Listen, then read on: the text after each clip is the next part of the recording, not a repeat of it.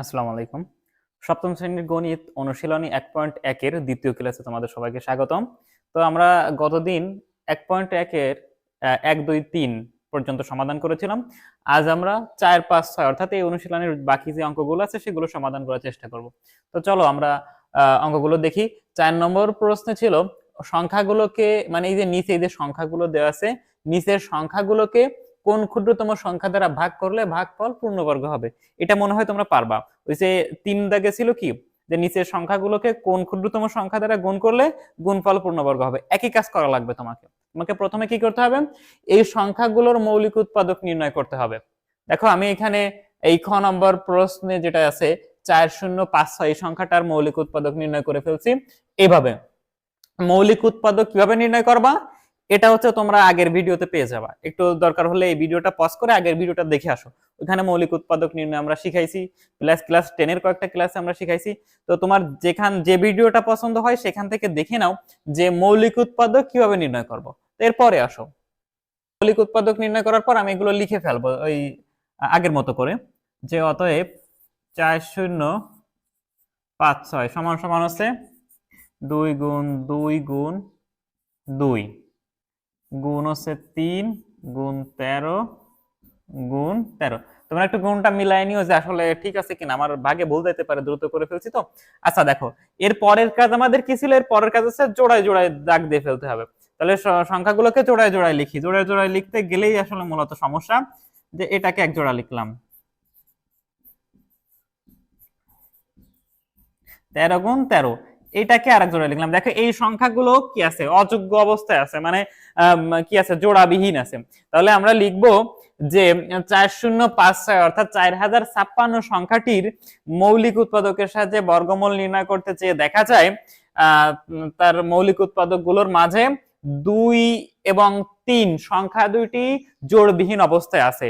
সুতরাং এই 4056 সংখ্যাটিকে 2, 3 বা 6 দ্বারা গুণ করলে 2 গুণ 3 বা 6 দ্বারা গুণ করলে, এভাবে একটু লিখে নাও তো। আমি একটু লিখে দিচ্ছি আজকে যে 4056 সংখ্যাটির মৌলিক গুণনীয়কের সাহায্যে বর্গমূল নির্ণয় করতে চেয়ে দেখা যায় গুণনীয়কগুলোর মাঝে 2 ও 3 জোড়াবিহীন অবস্থায় আছে।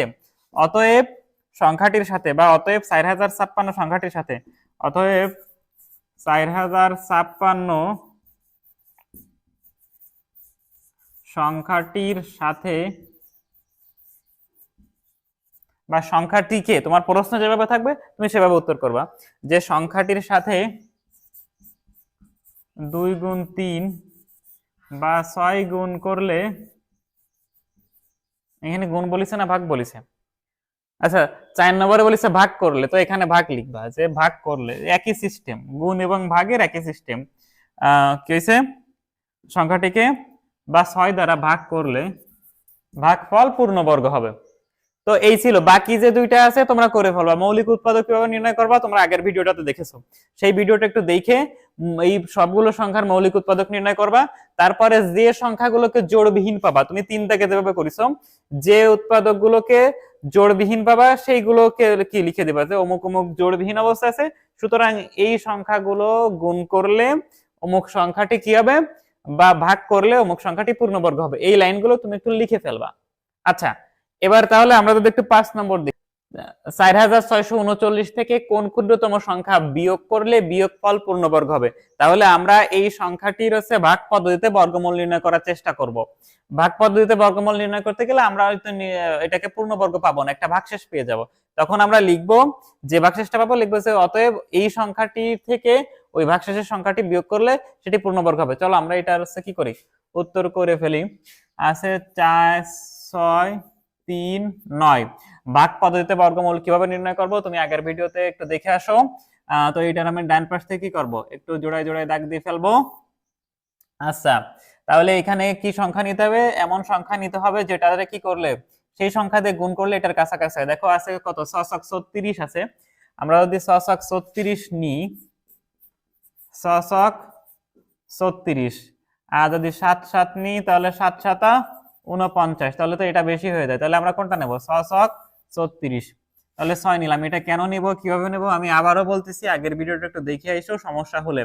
তাহলে হচ্ছে 36 থাকলো কত, 6 6 মিলে গেলে 0, এক।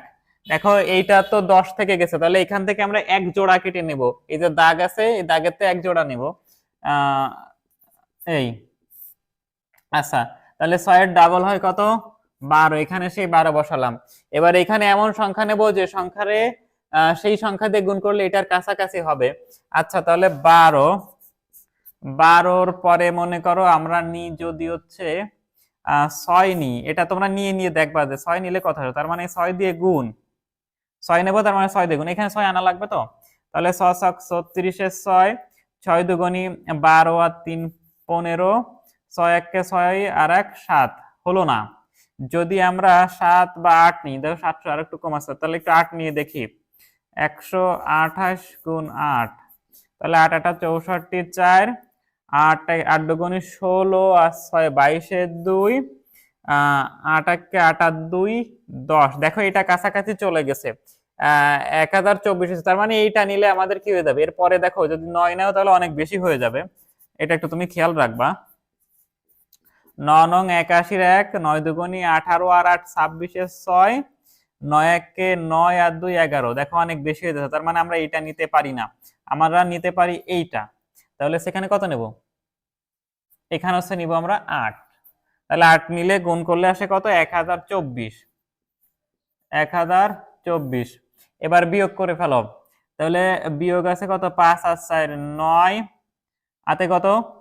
হাতে 1, 2 আর 1 3 0। তাহলে থাকলো কত? 5। তাহলে এবার তুমি লিখবা যে এত সংখ্যাটি থেকে, এই যে এইটা আমার যদি সংখ্যা পাতানো ভুল না হয়, প্রসেস একই, সংখ্যা পাতানো ভুল যেতে পারে, তাহলে তোমরা লিখে নিবা কি যে অতএব এত সংখ্যাটি থেকে কত? 4 6 3 9। অতএব এখানে এখানে তো একটা লাইন তোমরা একটু লিখে রাখবা এক্সট্রা, যে হচ্ছে 4 6 3 9 সংখ্যাটির ভাগ পদ্ধতিতে বর্গমূল। একটু খাতা বের করো, খাতা বের করে একটু লিখে নাও যে 4 6 3 9 সংখ্যাটির ভাগ পদ্ধতিতে বর্গমূল নির্ণয় করতে চেয়ে দেখা যায় ভাগশেষ 5 অবশিষ্ট রয়ে যায়। সুতরাং সংখ্যাটি থেকে 5 বিয়োগ করলে 4 6 3 9 সংখ্যাটি পূর্ণবর্গ হবে। এটা একটু তোমরা লিখে নাও, আমি আর তাহলে লিখে দিলাম না, আমি হচ্ছে 6 দাগের উত্তরটা করে ফেলি। দেখো 6 দাগে আছে কি? 5605 এর সাথে, অর্থাৎ 5605 এর সাথে কোন ক্ষুদ্রতম সংখ্যা যোগ করলে যোগফল পূর্ণবর্গ হবে। এখানে প্রায় সেম কাজ, কিন্তু দুইটা স্টেপ একটু বেশি করতে হবে আমাদের। আমরা এই একই পদ্ধতিতে, ভাগ পদ্ধতিতে বর্গমূল নির্ণয় করার চেষ্টা করব। 6 দাগ, তাহলে হচ্ছে 5605 জোড়ায় জোড়ায় দাগ দিলাম। 8 8 64 নিলে বেশি হয়ে যায়, 6 7 36, 7 7 49, 7 নি, তাহলে 7 7 49। এটা আমি এখানে ডিপলি দেখাচ্ছি না, আগের ভিডিওটা একটু দেখে আসবা। 7 7 49, তাহলে থাকে কত? 9 আর 7 16, হাতে 1 4 আর 1 5 মিলে গেলে 0, ওই জোড়া কেটে নিলাম। আচ্ছা, তাহলে 7 দুগুণী কত? 14। তাহলে এবার এখানে রাফ করে নেব, তাহলে হচ্ছে 14। 14 পরে যদি আমরা 1 নিলে তো 144 141 হবে, আমরা এটা নিব না, আমরা একটু 3 নিই, 143 নিই। তাহলে 143 গুণ 3, তাহলে 3 3 9, 3 4 12, 2 3 1 3 আর 1 4, 429, অনেক কম হয়, তাহলে আমরা 4 নিই। 144 গুণ 4, তাহলে 4 4 16 6, 4 4 16 আর 1 17 7, 4 1 4 আর 1 5, তাহলে অনেক ছোট হয়ে যায়। নি হচ্ছে 5, 5 5 25 এর 5, 4 5 20 আর হাতের 2, তাহলে 22 এর 2, 5 1 5 আর 2 7। আচ্ছা দেখো এটা নিলে বেশি হয়ে যাচ্ছে, যদি আমরা 145 নিই তাহলে অনেক বেশি হয়ে যাচ্ছে, তাহলে আমরা কত নেব? এইটা নেব। তাহলে 4, এখানেও 4, তাহলে গুণ করলে আসবে হচ্ছে 576। এবার কি করো? এবার হচ্ছে বিয়োগ করে ফেলো। 9 আর 6 15, হাতে 1 7 আর 1 8, 8 আর 2 10, হাতে 1 5 আর 1 6, 129। তাহলে এবার লিখবা কি? এই আবার একটু খাতায় লিখে নাও, আমি বলতেছি একটু লিখে নাও যে 5605 সংখ্যাটির ভাগ পদ্ধতিতে বর্গমূল নির্ণয় করতে যে দেখা যায় 129 অবশিষ্ট থাকে, সুতরাং সংখ্যাটি পূর্ণবর্গ নয়। সুতরাং সংখ্যাটি পূর্ণবর্গ নয়। তাহলে এবার আমরা কি করব, এবার হচ্ছে পূর্ণবর্গ নয় লেখার পর লিখবা যে যেহেতু 74 নিলে এটা কি হয়নি, পূর্ণবর্গ নয়, তাহলে আমরা পূর্ণবর্গ সংখ্যা পাবো কত, এর পরের সংখ্যা 75। তাহলে অতএব 74-এর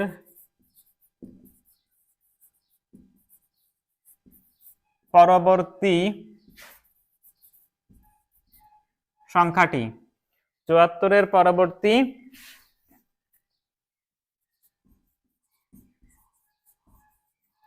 সংখ্যাটি কত, 74 যোগ 1 বা 75। অতএব 75 গুণ 75, তাহলে কত হয়, এখানে আছে যদি গুণ করে ফেলি, আমি একটু রাফে গুণটা করে নিই। 75 গুণ 75, 5 5 25-এর 5, 5 7 35 37, আচ্ছা 5 7 35-এর 5, 7 7 49 আর 3 52, তাহলে 5 7 5 12, 2 হাতে 1, 3 আর 2 5 আর 1 6 5। আচ্ছা তাহলে এদের গুণ করলে হয়েছে 5 6 2 5, 75 গুণ 75 করলে হয় 5 6 2 5। তাহলে আমরা লিখব অতএব সংখ্যাটির সাথে যোগ করতে হবে।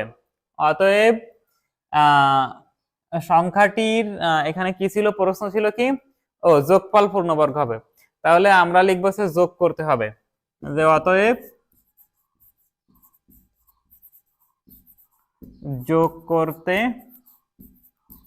হবে। লিখে হচ্ছে তুমি এটা থেকে ওটা বিয়োগ করে দিবা, হচ্ছে 5 6 2 5 বিয়োগ হচ্ছে 4 6 0 5 0 5। তাহলে বিয়োগ করলে থাকতেছে কত, 0 2 6 6 মিলে গেলে 0। আচ্ছা এখানে 1000 হলো কেন, ও এটা 5, ভুল লিখে ফেলছি, এটা হচ্ছে 5। আচ্ছা তাহলে বিয়োগ করলে থাকছে কত, 5 এ 5 এ মিলে গেলে 0, এই 2 বসে গেল, এগুলো মিলে গেলে 0 20।